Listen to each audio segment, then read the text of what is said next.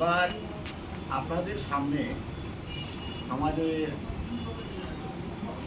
কবি, শিল্পী এবং সাহিত্যিক ও বুদ্ধিজীবী ফোরামের সম্পাদক মাননীয় উত্তম রায়চৌধুরী মহাশয় আজকের এই প্রতিবাদ সভায় প্রতিবাদ বিষয়ক কিছু বক্তব্য রাখবেন।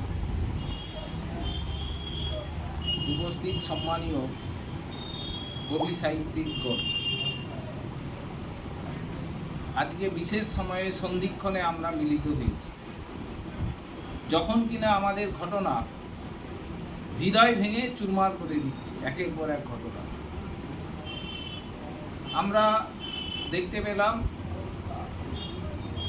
পবিত্র মন্দির বা পবিত্র স্থান যেটা বলা হয়, শিশু ভূমিষ্ঠ হওয়ার পর সব গার্জেন যেটা আশা করে, আমার সন্তান শিক্ষায় একটা বিশাল যোগ্যতা অর্জন করবে আমাদের সমাজে, আমাদের দেশে।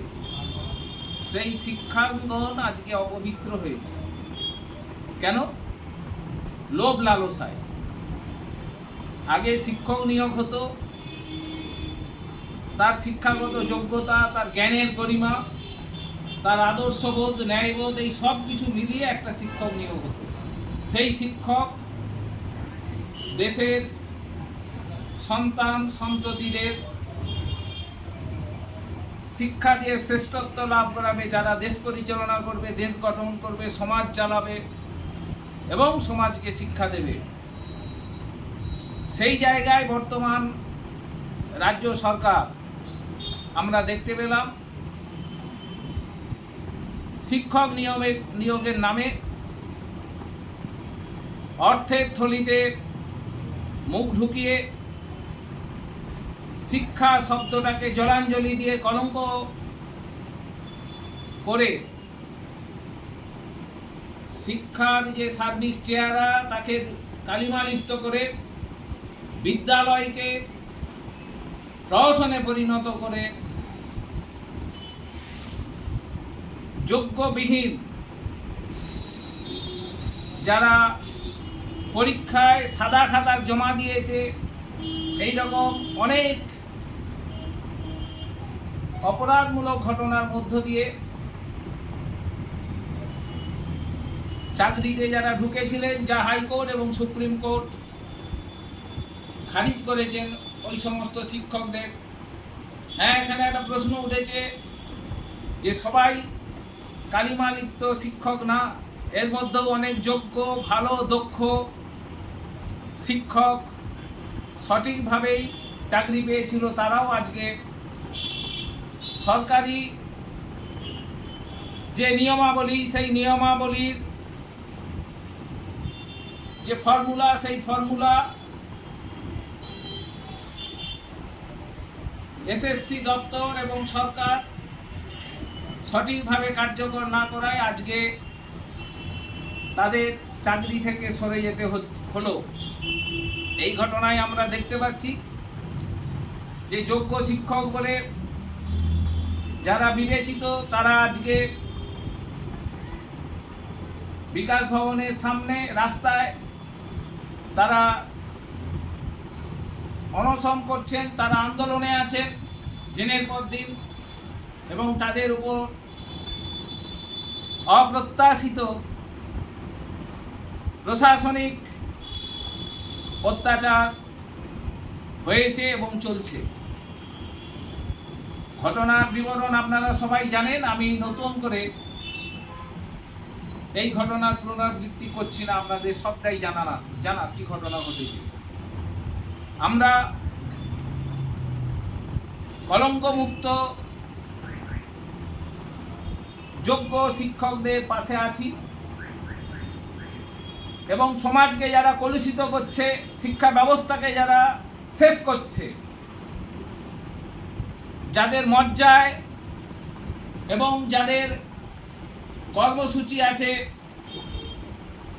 যে সরকারি শিক্ষা ব্যবস্থাকে শেষ করে দাও, ব্যক্তিগত মালিকানাধীন শিক্ষা ব্যবস্থাকে বেশি বেশি করে আনো, যাতে মুনাফা শিক্ষার সাথে যুক্ত হয়, শিক্ষাটা যাতে বাণিজ্যেও সাথে যুক্ত হয়, শিক্ষাটা যাতে অন্য আকারে সৃষ্টি হয়, সেই পথে যারা নিয়ে যাচ্ছে আমরা তাদের বিরুদ্ধে বঙ্গীয় কবি শিল্পী সাহিত্যিক ফোরাম আমরা দৃঢ়তার সাথে বলছি, আমরা সুস্থ সমাজ গড়ার জন্য, সুস্থ দেশ গড়ার জন্য আমরা বঙ্গীয় কবি শিল্পী সাহিত্যিক ফোরাম আমরা সর্বস্তরের সুস্থ চিন্তাশীল মানুষের সাথে আছি এবং যোগ্য শিক্ষকদের পাশে আছি।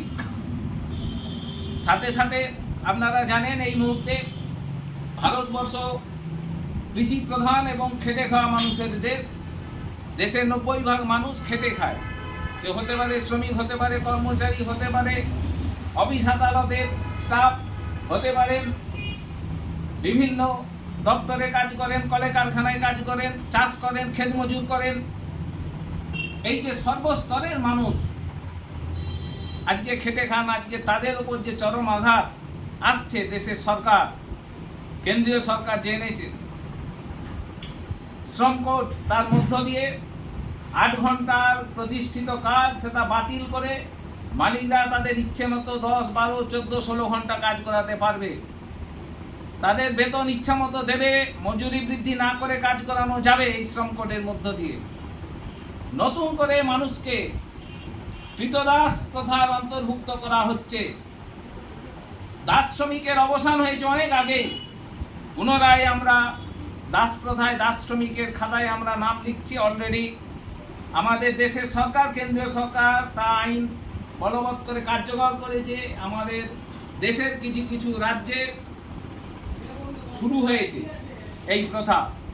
আমরা এর প্রতিবাদ করছি এবং যারা আমাদের দেশের খেটে খাওয়া মানুষের যারা নেতৃত্ব দেন তারা এর প্রতিবাদে 9 জুলাই যে ধর্মঘট ডেকেছেন, আমরা বঙ্গীয় কবি শিল্পী সাহিত্যিক ফোরাম আমরা সহমত পোষণ করছি। কারণ শ্রমিক, কৃষক, খেটে খাওয়া মানুষ, কর্মচারী, সর্বস্তরের মানুষ, এদের বাদ দিয়ে সমাজের কোনো অংশে কেউ টিকে থাকতে পারে না, বাঁচতে পারে না, বেঁচে থাকতে পারে না। তাই আমরাও সহমত পোষণ করছি।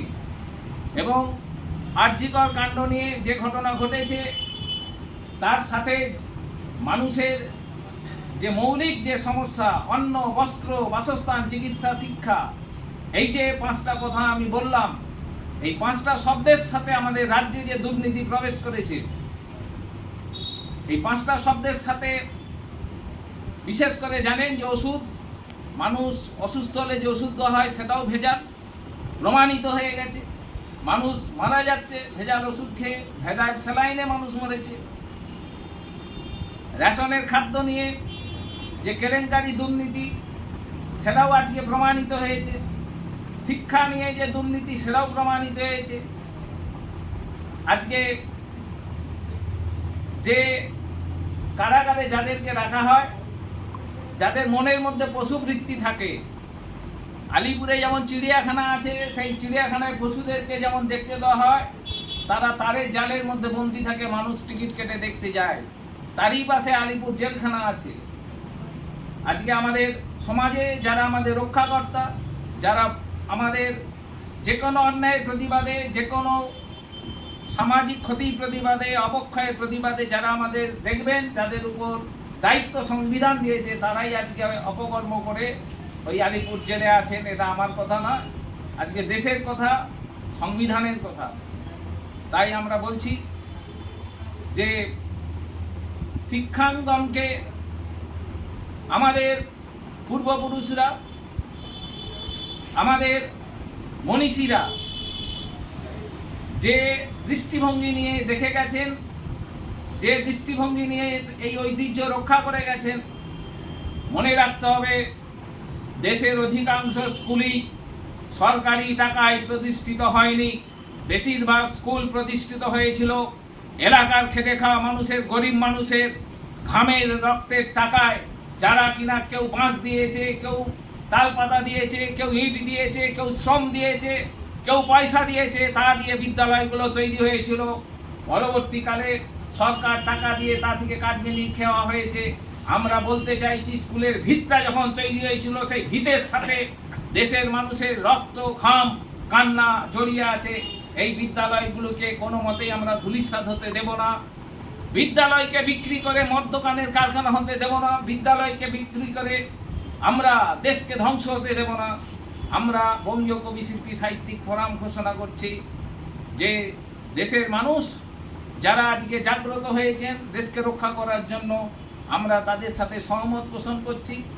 এবং সংক্ষিপ্তভাবে আমাদের কবি শিল্পী সাহিত্যিকরা বললেন সবাই, আমরা এখানে এবার সভা শেষ করব। আমাদের বঙ্গীয় কবি শিল্পী সাহিত্যিক ফোরামের কার্যকরী সভাপতি সম্মানীয় অসিত বরণ সাউ মহাশয় উপস্থিত আছেন এবং তিনি শ্যামপুর সংস্কৃতি পত্রিকার সম্পাদক। তিনি সংক্ষিপ্তভাবে বলে সভা শেষ করবেন।